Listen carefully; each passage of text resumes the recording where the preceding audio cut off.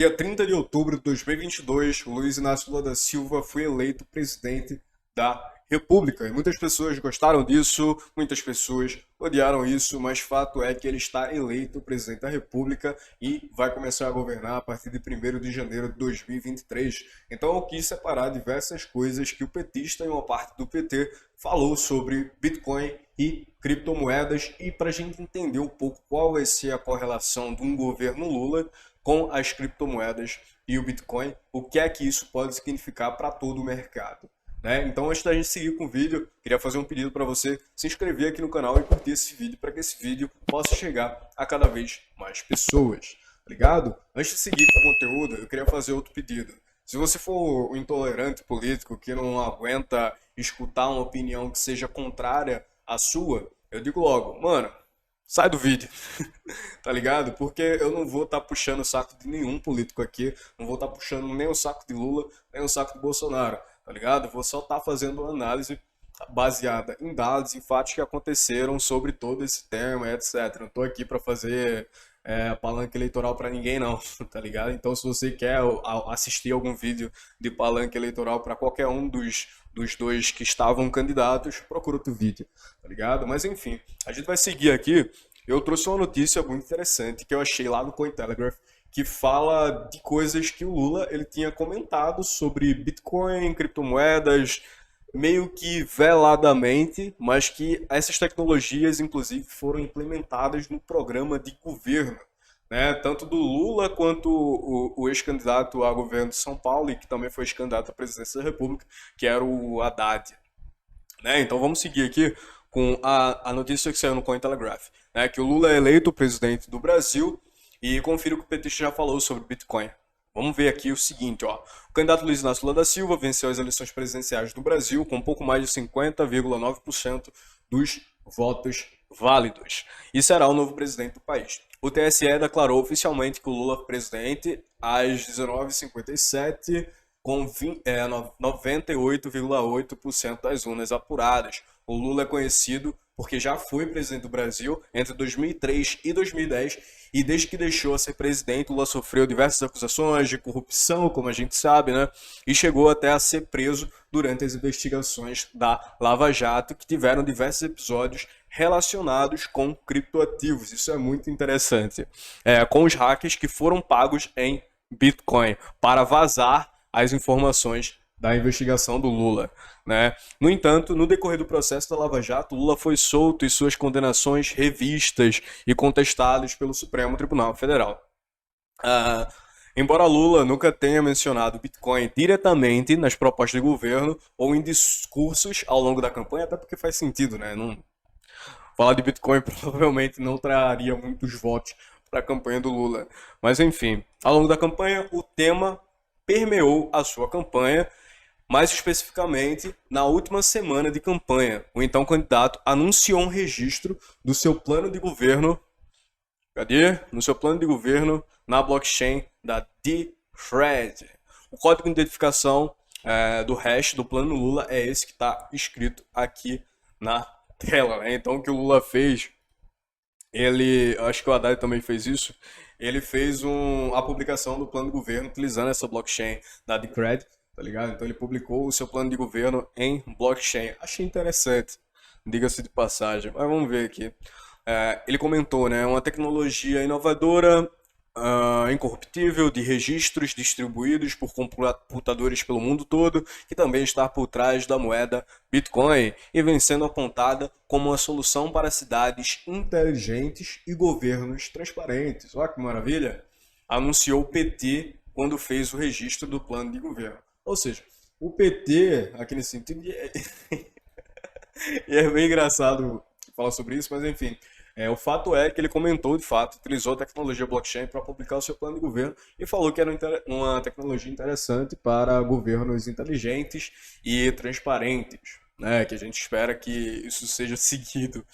Mas enfim, recentemente o Lula, durante a entrevista lá no Flow Podcast, ele recebeu do programa um boné de um dos participantes, que é do jogo baseado em NFTs. Ainda no Flow, o Lula disse que cogita regulamentar a profissão de desenvolvedores de jogos, ou seja, regulamentar a profissão de programador, para falar a verdade. E ó, um parêntese aqui, pra ficar bem claro, tá? Isso aqui eu já falei no começo do vídeo, mas aqui eu não tô falando se isso é bom ou se isso é ruim, não. Eu só tô lendo a notícia, tá ligado? Pra ninguém ficar, porque que Lula, porque Bolsonaro. Não, mano, não quero essa bagunça aqui, não. Tá ligado? Só tô lendo a notícia friamente com base em coisas que aconteceram, né? Então vamos seguir aqui, ó. Em outra ocasião, quando ainda não era candidato à presidência da República, o Instituto Lula, que é o instituto lá do presidente recém-eleito, ministrou aulas sobre Bitcoin e NFTs em um modo de um curso de economia digital. Olha que coisa interessante, lá dentro do Instituto Lula estava tendo uma aula sobre economia digital e foi apresentado a eles temas como Bitcoins e NFTs. Vamos ver aqui mais um pouquinho.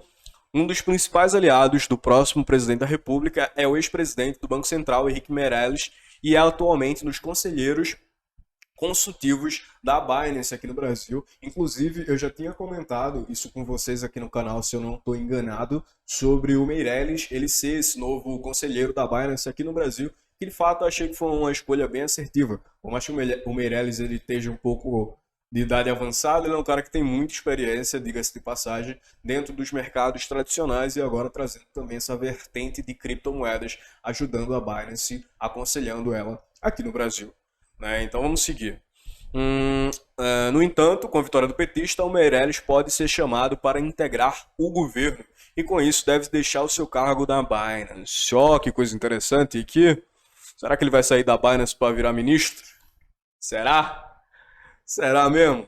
Ó, eu digo que eu acredito que isso é muito possível, tá? Eu acho que também seria uma forma, porque, tipo assim, uma coisa que o mercado gosta é de ter previsibilidade, tá ligado? O mercado não gosta de incerteza.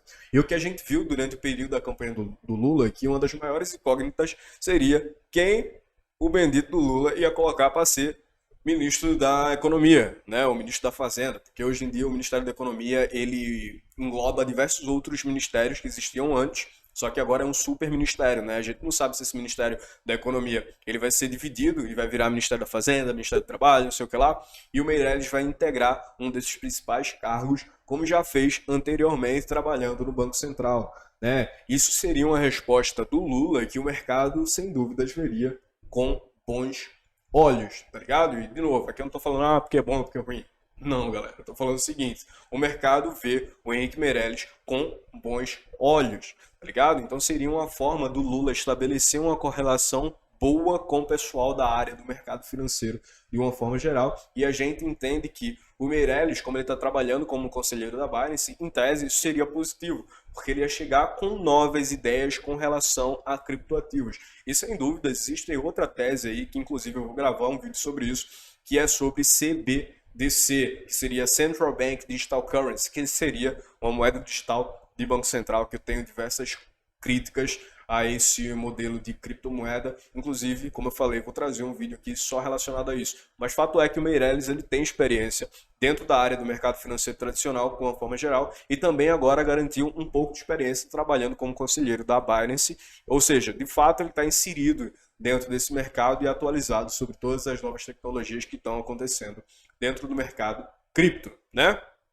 Vamos seguir aqui com a notícia. Vamos lá, ó. Meirelles deve deixar seu cargo na Binance. Ó, Lula e Banco Central. Um dos temas macroeconômicos abordados por Lula durante a sua campanha é que guarda relação com o mercado de criptoativos, diz respeito ao Banco Central, que pode ser o regulador do mercado de criptoativos no país. E também deve começar a emissão do Real Digital em 2023, a CBDC Nacional. Justamente o tema que eu tinha abordado com vocês agorinha, né, essa questão da CBDC.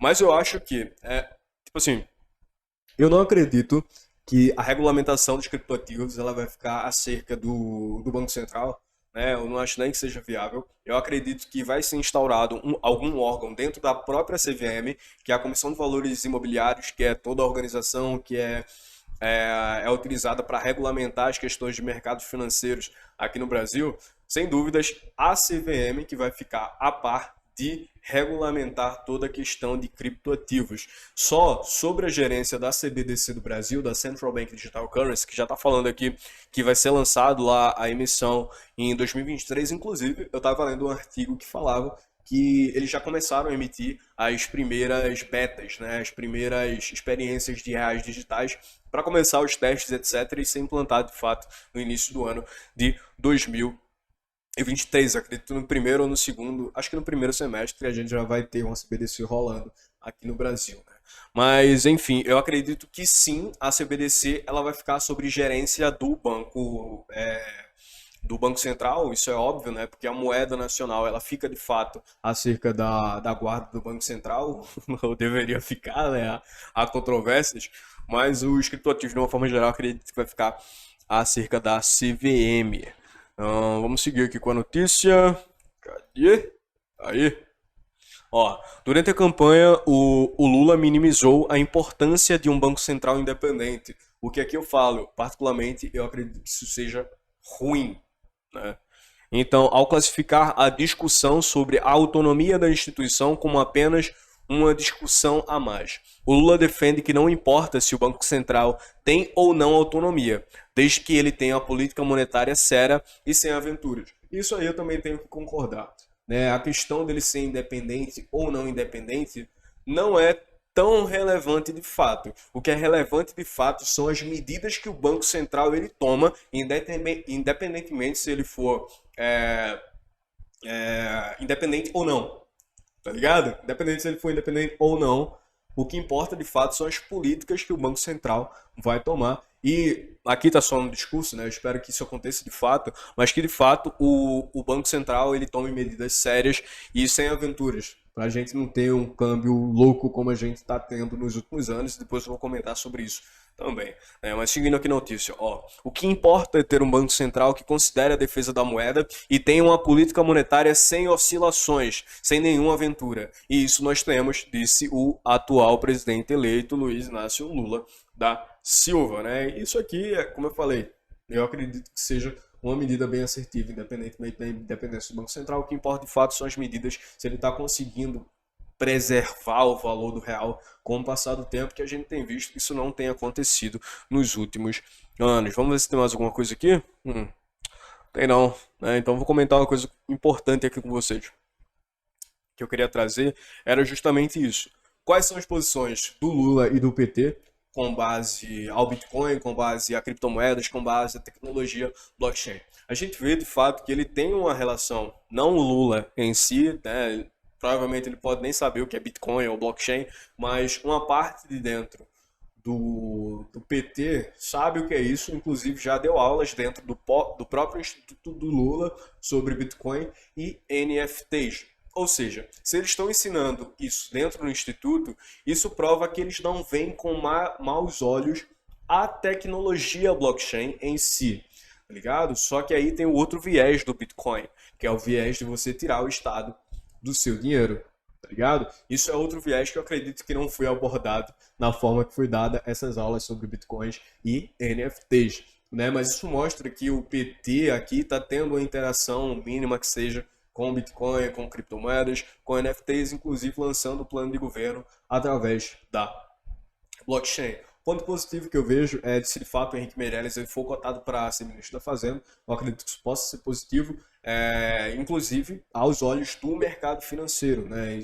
No dia que anunciar Henrique Meirelles vai ser ministro da Fazenda, ou isso pode trazer um alto para o mercado, ou algum outro ministro da Fazenda que seja minimamente responsável com as políticas monetárias adotadas aqui no país, né? Em relação ao Banco Central, a gente sabe que o presidente do Banco Central, que é o Roberto Campos Neto, ele vai ficar durante mais 2 anos durante o governo Lula. Talvez ele seja trocado lá para 2024, 2020, não, 2025, lá para 2025, pode ser que o Roberto Campos Neto ele seja trocado, né? Mas são duas coisas relevantes que eu queria abordar com vocês aqui hoje. Primeiro é essa posição do PT e do Lula acerca do Bitcoin. O que é que eles acham? Será que eles veem com maus olhos isso? Eu acredito que falta um pouco de entendimento também, mas a gente vê que eles inserem essas políticas. Outro ponto interessante que eu queria comentar é o seguinte: a importância maior aqui não é o que o governo pode fazer pelo Bitcoin, né? Porque pelo Bitcoin, o governo em si, ele não tem relevância nenhuma,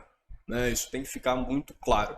Quando o Lula venceu as eleições, o mercado de criptomoedas não teve reação nenhuma a essa notícia. Por quê? Porque a presidência do Brasil não interfere diretamente no modelo de funcionamento do Bitcoin e dos criptoativos. A única influência que o governo tem com relação a isso é a questão de regulamentação, de fato, dos criptoativos. E outra parte que o governo ele pode estar totalmente atrelado, que vai determinar a valorização ou desvalorização do Bitcoin, é a relação do câmbio, tá? Então, se a gente tiver uma desvalorização do real, a gente vai ver uma valorização do Bitcoin contra o real. Tá conseguindo me entender? E eu acredito que isso é uma coisa que vai ficar com o passar do tempo. Eu acredito que o real tende a se desvalorizar pelo Bitcoin e também pelo dólar.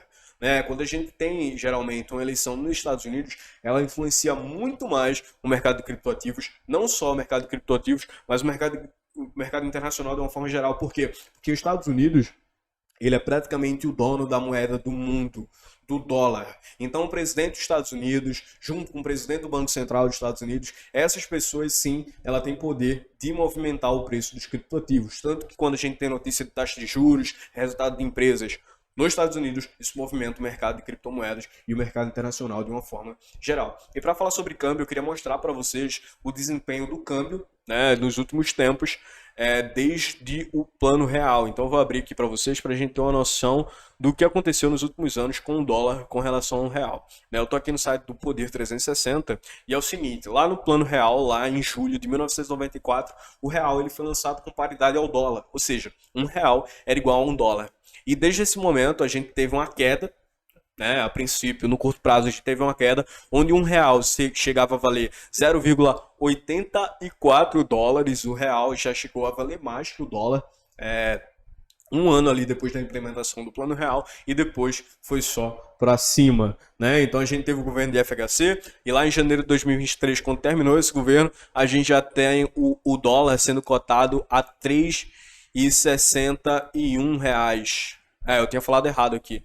No caso aqui seria um real comprando 0,84 dólares. Né? Então a gente termina o governo do FHC com um real comprando, com um dólar comprando 3,61 reais. Ou seja, o poder de compra do dólar muito mais forte do que o poder de compra do real. Quando a gente entra em janeiro de 2003, que o Lula assume, a gente tem uma desvalorização do dólar. A gente tava ali, chegou a 13,54, aqui mostra quando terminou. Só lá em janeiro de 2011, se passado 2 governos, o dólar estava em 1,65. E ó, aqui eu não quero apontar motivos porque o dólar caiu, porque o dólar subiu. Eu só estou mostrando os dados, os fatos, o que de fato aconteceu para isso ficar bem claro, né? Então a gente terminou o governo Lula.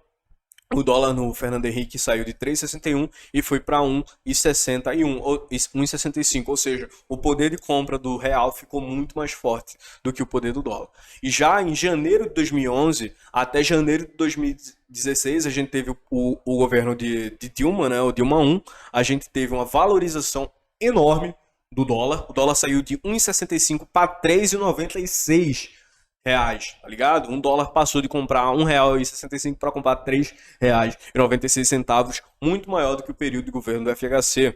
E depois, no governo Dilma Temer, início de janeiro de 2016, a gente vê uma desvalorização do dólar contra o real e depois a gente vê um aumento no final, lá em janeiro de 2019, quando já era o Temer que estava no poder, o dólar estava 4,38 e o Bolsonaro assume em 21 de fevereiro. Não, esse é o dado de 21 de fevereiro, ele assumiu 1º de janeiro, mas em 21 de fevereiro o dólar estava sendo cotado a R$4,38. E para a gente ter uma noção de como está esse cenário hoje em dia, eu trouxe aqui o gráfico do dólar. Deixa eu só abrir uma tela maior aqui para a gente ter uma noção. Ó, agora o Bolsonaro sai do governo, ainda faltam 2 meses, né, para ele sair do governo. O Lula só assumiu no 1º de janeiro, porém o real ele tá na casa dos 5,14, ou seja, a gente teve um período muito grande de valorização do dólar, né, sobretudo pelos fatos que aconteceram aqui no Brasil. Toda a crise pandêmica que aconteceu no mundo todo, não só no Brasil, mas também a questão de Rússia e Ucrânia, várias coisas que influenciaram a alta do dólar em relação ao real. Não só em relação ao real, mas o dólar, como eu venho falando para vocês aqui, se valorizou frente a todas as moedas no mundo. Por quê? Por causa da alta da taxa de juros nos Estados Unidos, que trouxe investimentos internacionais para dólar se valorizar e eles poderem combater, entre aspas, a inflação lá nos Estados Unidos. Então, o que a gente tem com isso? A gente tem que, independente de qualquer governo, a gente teve FHC, a gente teve Lula 1, a gente teve Lula 2, a gente teve Dilma 1, a gente teve Dilma 1, Dilma 2,5, depois a gente teve Temer, agora a gente teve Bolsonaro e ano que vem a gente vai ter o Lula. O que é que aconteceu? O que foi em comum? Independente do que aconteceu nesses governos, o dólar se valorizou frente ao real. Eu acredito que isso é uma tendência muito forte a continuar acontecendo, tá ligado? Em detrimento de várias coisas, a gente sabe que os Estados Unidos está num controle enorme de taxa tentando controlar de uma forma muito agressiva a inflação, aumentando a taxa de juros, ou seja, valorizando artificialmente o dólar no cenário internacional. Né? E a taxa de inflação também, geralmente nos Estados Unidos, é muito mais baixa que a taxa de inflação aqui no Brasil. Então, e até mesmo por algum viés de algum modelo de política social que venha inflacionar ainda mais os reais, a gente pode ter de fato uma valorização do dólar como tem acontecido nos últimos anos, né? Uma coisa que eu queria que ficasse bem clara nesse vídeo é o seguinte: eu não estou falando que o dólar vai se valorizar porque eu acredito que o Brasil vai virar uma Argentina, porque o Brasil vai virar uma Venezuela. Eu acredito que isso é um cenário improvável, eu não considero isso como um cenário base. Pode acontecer? Pode, tá ligado? Tudo pode acontecer, tá ligado? Só que eu não considero isso como cenário base. E eu, particularmente, eu torço pelo bem do Brasil, independente de quem seja o governante. Né? Se é o Lula, se é o Bolsonaro, eu só quero o bem do meu país, tá ligado? Eu acredito que isso é ser patriota de fato, não você adotar um político de estimação, seja Lula ou seja Bolsonaro, mas se você ser patriota e torcer pelo futuro e o desenvolvimento do seu país. Então, apesar de ser um governo Lula, ou poderia ser até o governo Bolsonaro, eu gravaria o mesmo vídeo que eu estou gravando aqui agora e ia falar a mesma coisa. Eu torço pelo melhor do meu país. E ponto. Tá ligado? E uma coisa que eu queria deixar bem clara, para as pessoas que chegaram até o final desse vídeo e estão achando que o Brasil vai virar uma Argentina, vai virar uma Venezuela, não vão confiar nas políticas monetárias que vão ser aplicadas aqui no país, faça o seguinte, meu amigo: tire o seu dinheiro do Estado. Isso é uma coisa muito simples para se fazer hoje em dia. Você pode ter uma conta em qualquer exchange ou alguma corretora internacional, ou até mesmo corretoras nacionais que possibilitam que você compre dólar, compre euro, compre libra, compre qualquer outra moeda. Você fazendo isso, se você acredita que o real ele pode se desvalorizar muito com a entrada desse novo governo, você tem a opção de tirar o seu dinheiro do Estado, comprando uma moeda que não seja o real, trocando seus reais por dólares, por exemplo. Mas se você quer de fato a independência, que o Estado não tenha gerência nenhum sobre a sua questão monetária, sobre o seu dinheiro, você tem que fazer o que eu faço. Você tem que tirar o seu Estado do seu dinheiro comprando Bitcoin. Então esse foi o vídeo. Espero que vocês tenham gostado. E até o próximo, galerinha. Falou, tamo junto. Me xinga nos comentários não, pô. Tô lendo aí, eu leio vocês falando aí. Quero ninguém falando que é Lula, que é Bolsonaro. Acabou a eleição, pô. Dia primeiro Lula assume, tá ligado? Vamos torcer pelo bem do país e vamos continuar trabalhando independentemente do político que tá ocupando o cargo, tá ligado? A gente faz o nosso futuro. Tamo junto e é só o começo. Valeu!